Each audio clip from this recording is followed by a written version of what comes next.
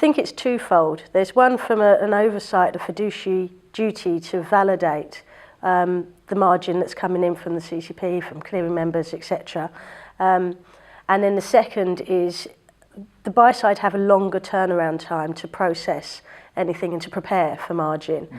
So they need as much advance knowledge of the impact of margin and their trading actions, so that simultaneously they can be making kind of collateral decisions, be it repo, funding, sale of bonds for cash, etc. By the time that information comes back, at least T+1 from CCPs and clearing members, and the buy side has potentially a T+2 turnaround time. That's far too late to be effective.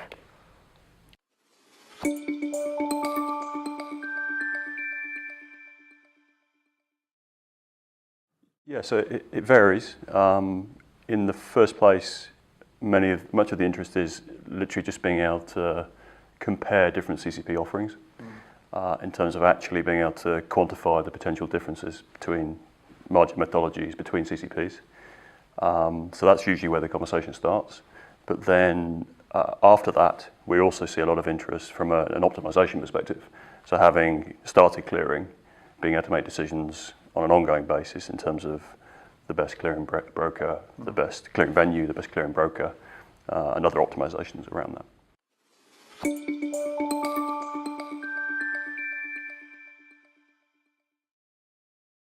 From a buy-side perspective, interestingly, the concept of best execution is a starting point. That used to be, the price of a trade, and it may have some cost base for a firm, but the cost of various fees, collateral, and then the fees dependent on the clearinghouse and the clearing member could be higher for one CCP versus the other, for etc. So I think the starting point is the concept of best execution needs to be widened to take into consideration all of these factors of fee levels and collateral, and potentially what downstream trades you need to do to have the available collateral.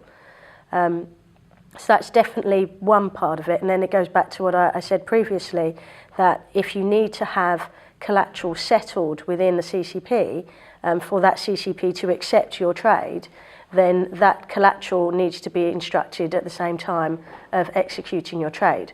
Otherwise, what you're going to do is execute a trade, it's going to go downstream through the clearing member to the CCP and be rejected, or at best held, until the collateral has come downstream. So being able to identify which CCP will change what price you get from your executing broker, which might change which CCP you want to choose, and then how much collateral that you have to send down. And I think, in addition to that, I think a key component is the management of limits. A lot of the clearing brokers will have set either, running with a surplus amount of collateral at the CCP, sort of a buffer, so that you can get, in relation to Jackie's point, that there's almost automatic acceptance of the transaction, or most clearing brokers will set a limit on the amount of trading they'll accept up to a certain funding limit, whatever. And most of those are calibrated, from my experience, linked to the initial margin at that particular CCP. So be it either DV01 or actually the initial margin itself. So having a tool available to the frontline staff making those trade execution decisions in a simple way aids them to ensure that they're going to be within those limits, and increases the likelihood of that trade being accepted, because what you don't want to do is it not get into clearing and then have to fall back to your bilateral sort of execution agreements, because by then the market's moved and you've got to work out who's going to pay the difference.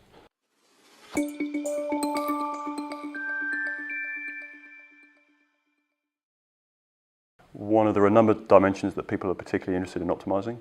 I think the one that is an example is clearing broker optimization.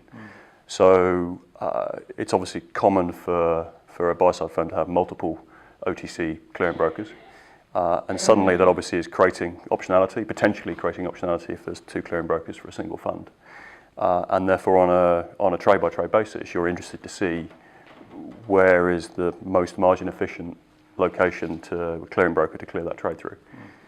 So that's an example of something that we see as a real requirement. And I think in addition to that, although there are, regulatory flaws, if you like, in terms of the amount of margin that needs to be taken. There are differences in the margin models that the CCPs employ. So, it can be as simple as if you only trade, I don't know, short-end euros or, long-end sterling, whatever it may be, there are slight margin differences in the way, particularly the liquidity add-ons and components like that will differ. So having a tool that can give you that visibility, it might make sense for you to cherry pick, for want of a better expression, and split your portfolio at different CCPs because it's more margin efficient than actually pooling it together and getting the implicit correlation.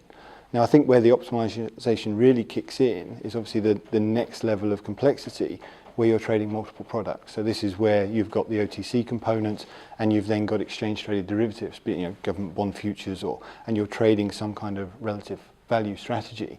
The offset that you can get from the interest rate risk within that portfolio is vast. I think also at its most simplistic level, there's an optimisation of the type of collateral that you want to use.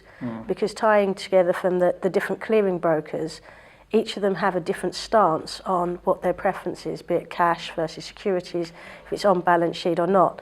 And for the buy side, they will have a certain capacity of cash holding versus types of securities, and there may be some repo trades that are necessary, and that the cost of that needs to be taken into consideration. So understanding what and where your collateral requirements are and the underlying impacts of those locations, be it clearing broker or clearing house, can rule what decisions you make on the type of collateral that you're going to use, and that is a massive cost efficiency if it's done correctly.